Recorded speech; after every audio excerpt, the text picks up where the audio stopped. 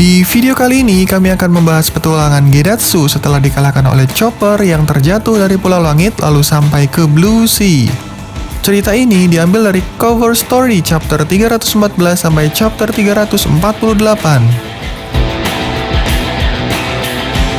Sebelum membahasnya lebih lanjut, silakan subscribe dan klik tanda loncengnya agar mendapatkan notifikasi video terbaru mengenai One Piece dari Tahu Kimos.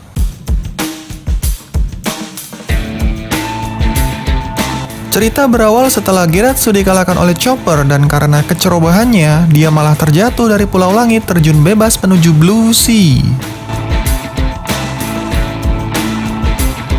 Gedatsu terjatuh di sebuah pulau yang berada di Blue Sea. Nampaknya dia mendarat di sebuah pulau aneh yang dipenuhi lubang. Berkat pertolongan seorang pria, Gedatsu akhirnya selamat. Luka yang terlihat hanya benjolan besar di kepalanya. Padahal, dia terjatuh dari Pulau Langit yang ketinggiannya mencapai 10.000 meter.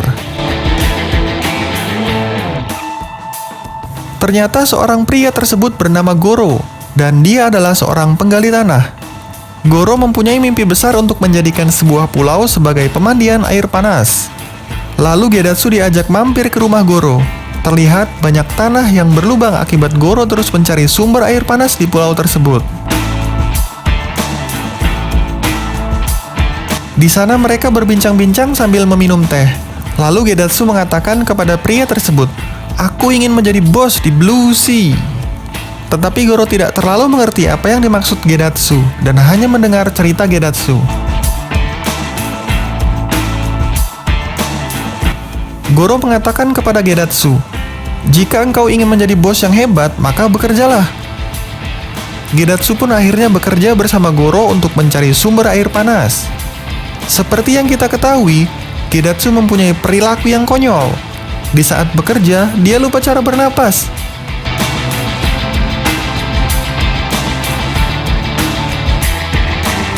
Setelah lelah bekerja, akhirnya waktu istirahat pun tiba. Tetapi Gedatsu mempunyai masalah saat makan. Karena kebiasaan konyolnya, dia tidak bisa membuka mulutnya saat makan. Padahal perutnya sudah sangat lapar.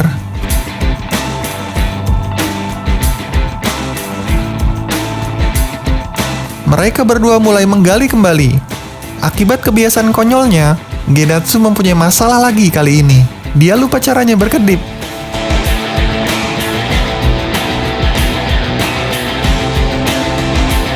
Setelah seharian bekerja, mereka memutuskan untuk segera mandi dengan air hangat. Mereka pun mulai membuat api untuk memanaskan air.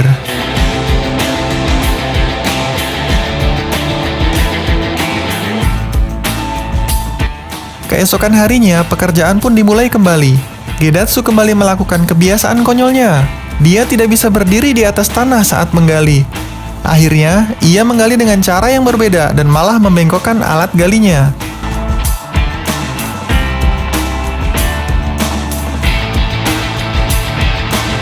Karena menggali asal-asalan, tiba-tiba sesuatu muncul dari lubang galian mereka. Dengan tidak sengaja, ternyata mereka telah membangunkan seorang tikus tanah penggali. Nampaknya dia adalah penguasa tanah di pulau tersebut. Dia bernama Tsuchiban Chio.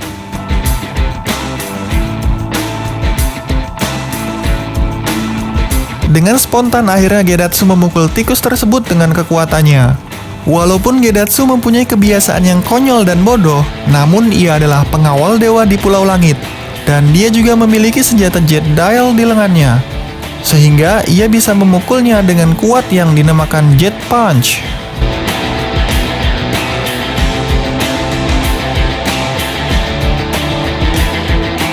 Dengan tidak sengaja, akhirnya Gedatsu pun mengalahkan tikus tersebut.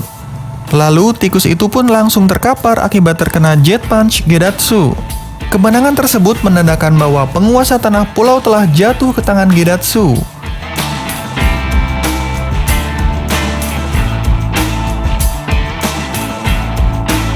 Si tikus tanah akhirnya tunduk pada Goro dan Gedatsu dan menjadi anak buah mereka. Mereka mulai memodifikasi helm yang digunakan si tikus tanah, sehingga terdapat ruangan kaca yang bisa dimasuki 2 orang.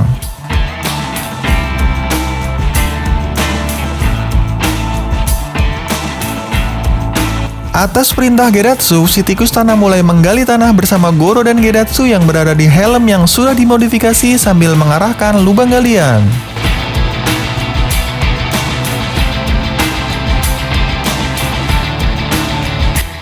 Dalam sekejap, sumber air panas pun ditemukan. Mereka bertiga melakukan pose keberhasilan. Kerja keras akhirnya terbayar lunas.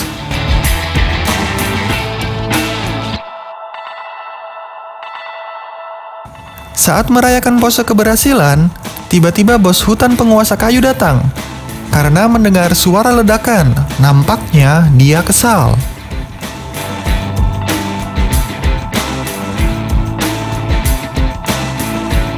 Tanpa basa-basi lagi, Gedatsu pun menghajar dan mengalahkan bos hutan tersebut.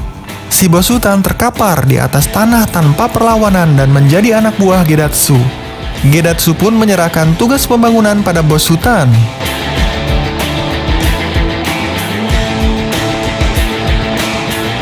Mereka mulai kembali melanjutkan penggalian. Tiap arah pun dicoba untuk menemukan titik sumber air panas lainnya.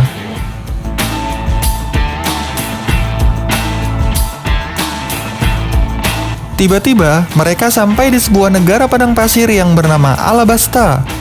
Nampaknya, mereka bertemu dengan Koza yang kebetulan sedang lewat di situ.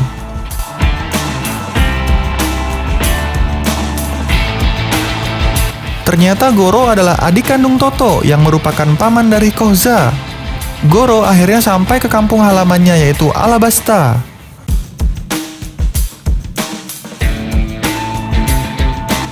Goro lalu mengajak Toto, Koza, dan Karo untuk memeriksa pemandian air panas yang telah ditemukannya. Sesampainya di pulau pemandian air panas, ternyata bos hutan yang telah menjadi anak buah Gedatsu telah membangun pemandian air panas yang sangat bagus. Bos hutan menyambut kedatangan mereka. Mereka pun terkejut dengan hasil kerja keras bos hutan. Akhirnya dibuatlah terowongan bawah tanah yang menghubungkan pulau pemandian air panas dengan negeri Alabasta.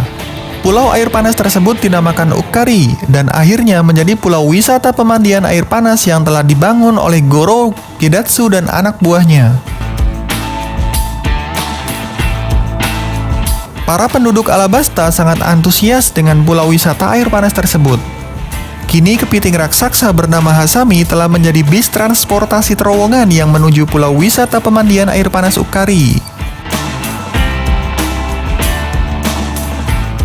Akhirnya penduduk dan keluarga kerajaan Alabasta sampai di pulau wisata air panas.